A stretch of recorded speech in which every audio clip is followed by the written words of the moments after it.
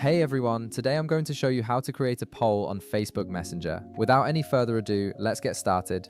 First, you'll want to open your Facebook Messenger app and navigate to a group conversation where you'd like to create the poll.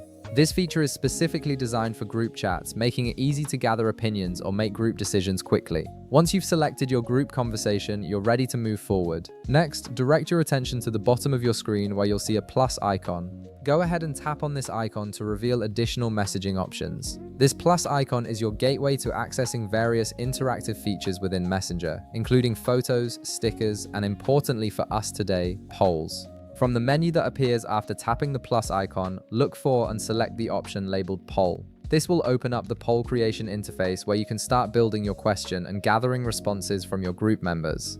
Polls are particularly useful for making group decisions like choosing a meeting time, picking a restaurant, or getting quick feedback on ideas. Now you'll see a field where you can input your question. This is where you type the main question you want your group members to answer.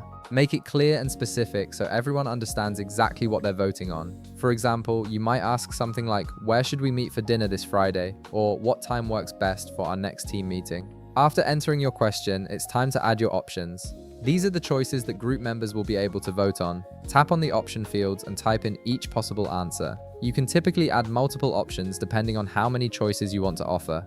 Make sure each option is distinct and covers all the possibilities you want your group to consider. Once you've entered your question and added all your desired options, take a moment to review everything to ensure it's exactly how you want it. When you're satisfied with your poll, simply click Create Poll. The poll will then be posted directly into your group conversation where all members can see it and start voting immediately. Everyone in the group will be able to view the results in real time as votes come in. And that's it. You've successfully created a poll in your Facebook Messenger group conversation, making it easier to gather input and make decisions together. If this video helped you out, be sure to leave a like, subscribe, and I'll see you in the next one.